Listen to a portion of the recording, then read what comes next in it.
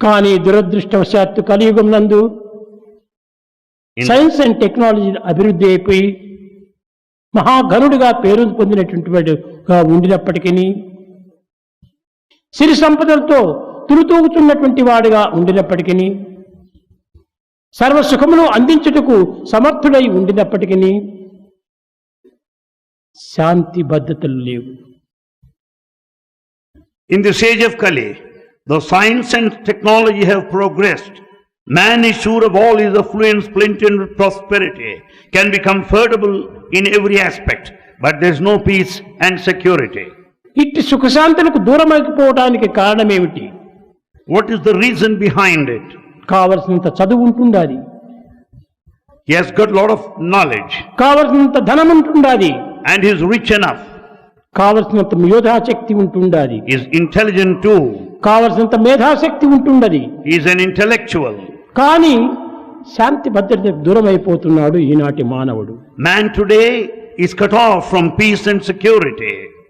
ప్రతి కుటుంబం నందు కూడాను ఇలాంటి చదువులు లేకపోలేదు, In every family there are educated ఇలాంటి people. మేధావులు లేకపోలేదు, There are intellectuals indeed.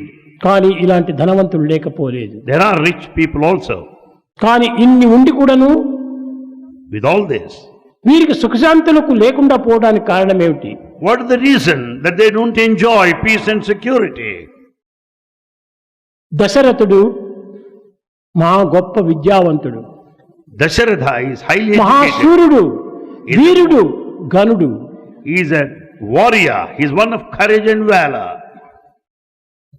ఇంకా ధనమునందున అతనికి సాటి ఎవరూ లేరు. None can equal him in respect of property. ఇటువంటి విద్యలతో కూడి ధనంతో కూడి సర్వసౌఖ్యములను అనుభవించుతూ ఉండినటువంటి ఈ దశరథునకు కట్టగడపటికి ఈ దుర్గతి పట్టడానికి కారణమేమిటి?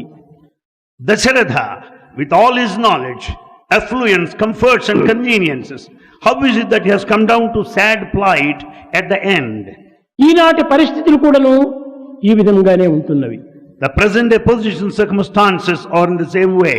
ఇంటిలో 4 కుటుంబాలుగా చేరి ఉండినప్పుడు When there are people at home, ఏమాత్రం కూడాను సహన సానుభూతులు లేకపోవటము, there's no cooperation, there's no coordination. ఈ యొక్క సహన సానుభూతులు కోల్పోవటమే ఈ దుఃఖములకు మూల కారణం. The lack of understanding, the lack of forbearance are responsible for all the present situation. ఈ సహన సానుభూతులు కోల్పోవడానికి కారణం ఏమిటి? What is the reason for the loss of these two values? స్వార్థమును పెంచుకోవటము, People are selfish. స్వప్రయోజనం కోసమని ఈ మేధస్సును ఉపయోగపెట్టుకోవటము, They make use of intellect for self-interest. ఈ విద్యలన్నీ కూడాను స్వప్రయోజన నిమిత్తమై ప్రాకులాడటము, All the knowledge is used for selfish gain. దీనివల్లనే ఈ విధమైనటువంటి పవిత్రమైనటువంటి యొక్క జీవితాన్ని పాడు చేసుకుంటున్నాడు మానవుడు. Man is ruining his sacred life. సహనము, సానుభూతి ఈ రెండును కోల్పోయినటువంటి గృహము ఈ లోకంలో ఎక్కడా కానలేదు. In fact, today, houses, residences with this kind of ఏ చిన్న understanding and కుటుంబం నందు compassion కూడాను are rare. ఈ సహన సానుభూతులు కనిపించటం లేదు. In no place we find these two values. కనుకనే ప్రతి కుటుంబం కూడాను తెల్లవారు లేచింది మొదలు రాత్రి పరుండనంత వరకు ఏదో ఒక విధమైనటువంటి యొక్క విచారం చేత కుమిలిపోతున్నారు. In every home, we find this sad state of affairs because of full of some kind of anxiety or worry. 4 కుమారులు గృహములో ఉండినప్పుడు When 4 sons are at home, నలుగురికి ఐకమత్యం అనేటువంటిదే లేదు, there's no unity among them.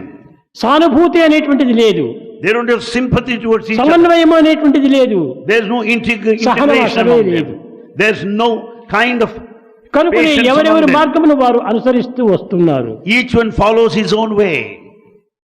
మానవుడిగా జన్మించి Having been born as a human being, మానవుడని పేరు పొంది with the name of a human మానవ being, జీవితంలో జీవిస్తూ leading a human life, కేవలము పశువు కంటే హీనంగా ప్రవర్తిస్తున్నాడు ఈనాటి మానవుడు. man is conducting himself worse than an animal today. పశువులకైనా కూడాను సహన సానుభూతులు ఉంటుంటాయి.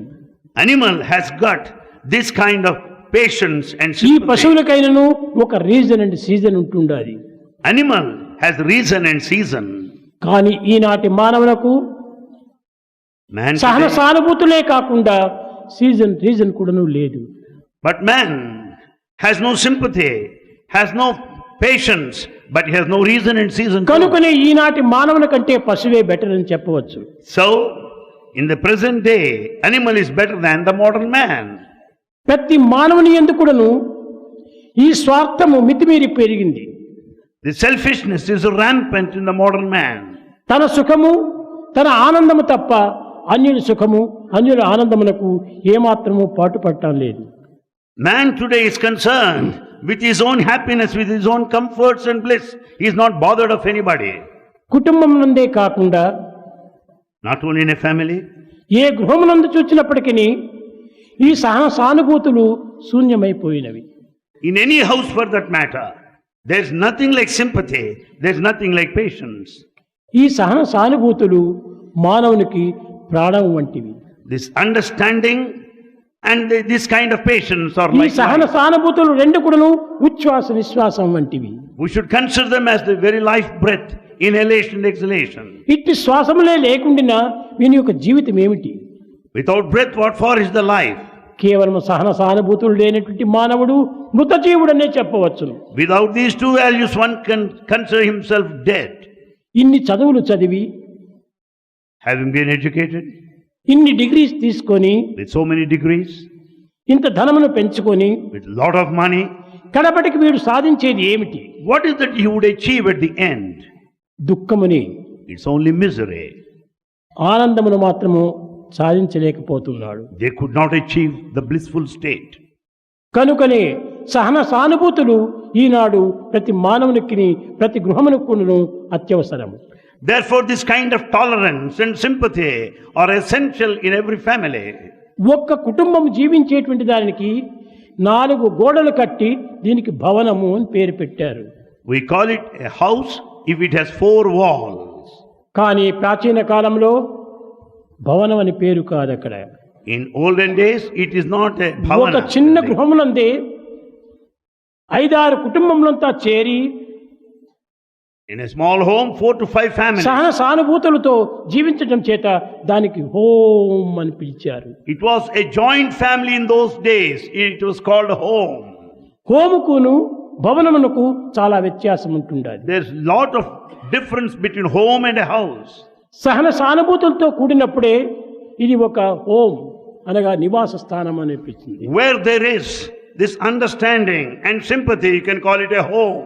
ఇదియే నిజమైనటువంటి భవనం అనిపిస్తుంది. It is a true home for that matter.